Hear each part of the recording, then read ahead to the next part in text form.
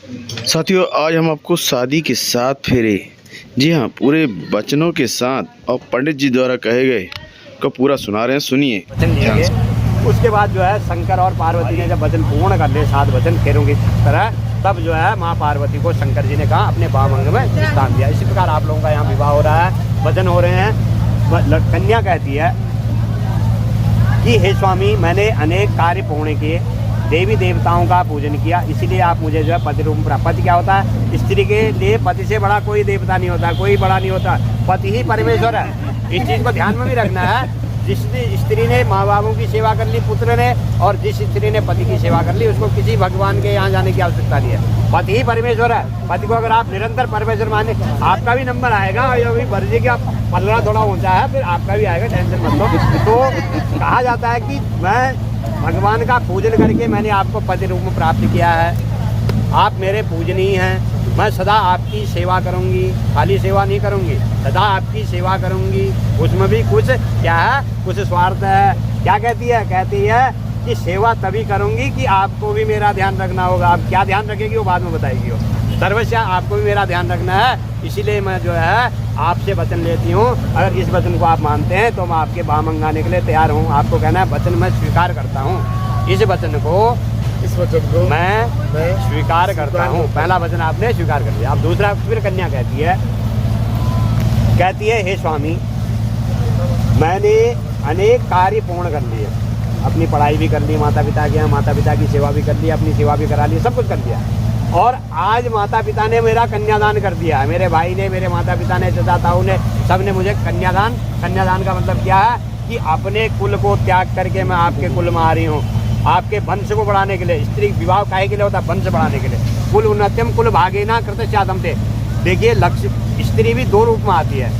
किस रूप में आती है? लक्ष्मी और कुलक्ष्मी रूप में। देखिए, उसको आप श्रद्धामय इज्जत देंगे तो वो किस रूप में? लक्ष्मी रूप में रहेगी। अगर उसका अपमान करते रहेंगे तो क्या हो जाएगी? कुलक्ष्मी हो जाएगी। तो वो कभी जो है घर को बनने नहीं देती है। तो इसलिए जो है उसका सदा जो है सम्मान करना है। सदा उसका जो है कहीं भी आप जाते हैं उसकी इज्जत का ध्यान रखना है। ये नहीं कि 10 लोगों के बीच में आप उसको टोक रहे हैं या गाली गलौज कर रहे हैं, तो उसमें क्या है? उसका क्या है? अपमान होता है। तो सर्वस्या अगर ये दूसरा वचन स्वीकार है तो मैं आपके वामंग आने के लिए तैयार हूँ।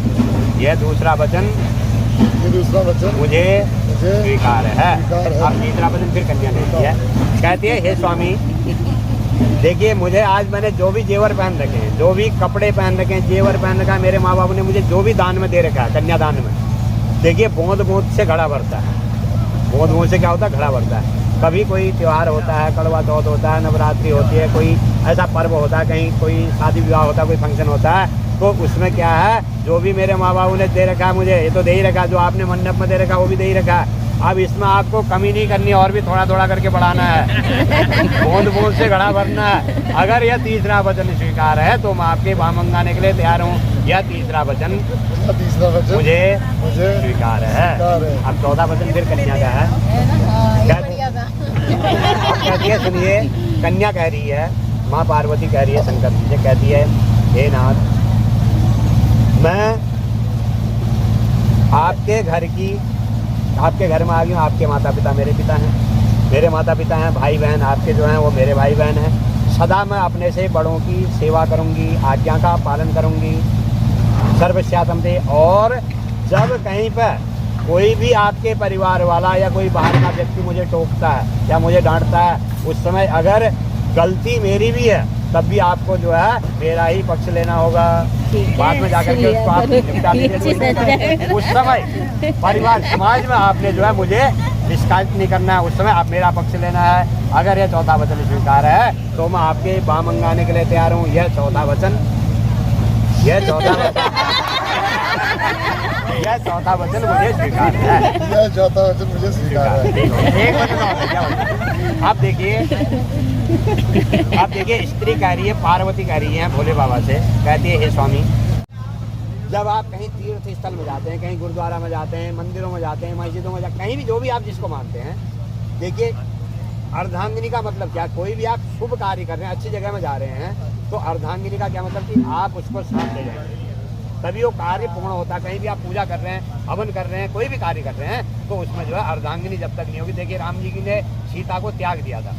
जब उन्होंने अश्वमेध यज्ञ किया तो विश्वामित्र के पास गए, उनने कहा मैं ऐसा ऐसा अश्वमेध यज्ञ कर रहा हूँ, तो कैसे होगा? तो गुरुजी ने कहा यार तुम्हारी तो पत्नी नहीं है, तो कैसे होगा? बिना पत्नी का तो अश्वमेध यज्ञ संभव ही नहीं है।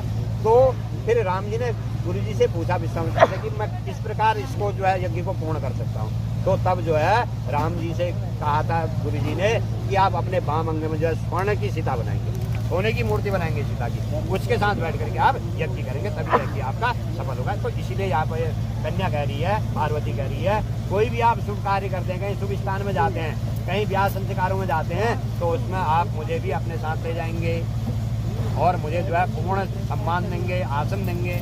अगर यह पांचवा वचन स्वीकार है तो मैं आपके वाम अंग आने के लिए तैयार हूँ। यह पांचवा वचन भी मुझे मुझे स्वीकार है। स्वीकार है। बहुत बहुत धन्यवाद आपको। आप देखिए माँ पार्वती ने वचन बिल्कुल शंकर जी ने आंख बंद करके दे दी, ठीक है। अब यहाँ पे शंकर जी भी पार्वती से कहते हैं कि हे पार्वती, तुमने जो है बहुत तपस्या करी है, बहुत ही तपस्या कर दी। 12 साल तक तू जो है जंगल में जाकर के तूने मेरा जो है शिवलिंग बना करके उसमें जो है पूजा की, इसीलिए मैं तुम्हें पति रूप प्राप्त हुआ। सर्वस्यातम थे, ये कोई खेल नहीं है शादी, ये बहुत बड़ा देखिए बच्चों की नींव है। जिस प्रकार मकान की नींव डालते हैं उसी प्रकार एक शादी भी एक नींव है।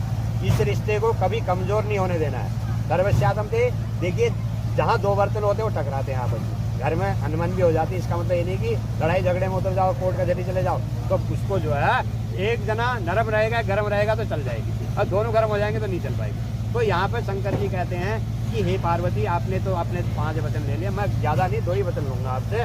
अगर इसको स्वीकार कर लोगी तो मैं आपको अपने वाम अंग में स्थान दे दूँगा। अब यहाँ पे शंकर जी पार्वती से कहते हैं हे प्रिय, देखिए जब घर में पुरुष होते हैं, कोई बाहर के लोग आते हैं, तो स्त्री का अधिकार नहीं होता कि पुरुष के आगे जाकर के बात करने का। जब तक घर में सयाने लोग हैं, बच्चों का कोई अधिकार नहीं, क्योंकि माँ बाप बोलते हैं। जब पति घर में है तो पति बोलेगा, अगर कोई घर में नहीं है तब आपको अधिकार दिया जाता है कि आप पर पुरुष के आगे जाकर के बात करेंगी। कोई भी आता है उसके आगे जाकर बात, जब तक आदमी घर में, सास ससुर घर में, देवर घर में, तब तक आपको कोई अधिकार नहीं होता है। अगर यह पहला वचन मेरा स्वीकार है तो मैं आपको जो है अपने वाम अंग लेने के लिए तैयार हूँ। यह पहला वचन मुझे सहस्त्र खुश होकर के मैं स्वीकार कर रही हूँ। पहला वचन शंकर जी का आपने माना। अब दूसरे वचन में देखिए शंकर जी कहते हैं हे पार्वती, नहीं बेटा अभी कहाँ पानी है? शंकर जी कह रहे हैं दूसरे वचन में, कहते हैं कि हे पार्वती, मैं जो है गृहस्थाश्रम समायक्तम कृतस्यातम ते एवं घर में पति पत्नी का, सास ससुर का, भाई बहनों का, एक परिवार में कुछ ऐसी बातें भी होती है जो गोपनीय बातें होती हैं। जो बातें गोपनीय होती है वो अपने माई को भी नहीं बताई जाती, अपने भाई को भी नहीं बताई, पिताजी को भी नहीं बताई जाती। वो परिवार की घर का भेदी लंका डाय। जब घर की बात बाहर पहुंच जाती है तो घर टूट जाता है। तो घर की बात कभी भी कोई भी आपका घर में कोई ऐसा, देखिए मैंने पहले भी कहा 2 बर्तन जहाँ होते टकराते हैं, तो उसमें ये नहीं कि आप बाबू के कान भराऊं, माँ बाप लड़ने आ जाए, भाई तुमने ऐसा क्यों कह दिया मेरी लड़की से। तो इस बात का विशेष ध्यान रखना है, क्योंकि जो बात जहाँ तक है, देखिए जब तक गले तक पानी नहीं आता तब तक जो है अपना घर नहीं छोड़ना किसी को, ठीक है नहीं। जब आप ज़्यादा ही हो जाती, जब गले के ऊपर पानी आ जाए फिर तो आदमी को भाई अपने प्राण बचाने। तो इसलिए जो है शंकर जी कह रहे हैं कि जो भी हमारे घर की गोपनीय बातें होती है उसको आप अपने मन में रखिए। कहीं पर ऐसा समय आता है जब कहना होता है तो देखिए एकदम हम लोग आज बोल लेते हैं ना, तो एकदम नहीं बोलना है। क्या है उसको सोच समझ करके, जब कभी घर में सब शांति हो जाए तब उसके बाद आप बोल दीजिए, उसको कोई दिक्कत नहीं होगी। तो इसलिए जो है घर की बातें कभी आप बाहर नहीं कहेंगी, उसको अपने मन में रखेंगी। कहीं पर अगर आवश्यकता पड़ेगी तो वहाँ पर आप कह सकते हैं, ये आपको मैंने अधिकार दे रखा है। अगर यह दूसरा वचन स्वीकार है तो मैं आपको जो है अपने वाम अंग लेने के लिए तैयार हूँ। यह दूसरा वचन मैं खुशी से स्वीकार करती हूँ। बहुत बहुत बधाई हो आप लोगों को। चलो जी और जी अब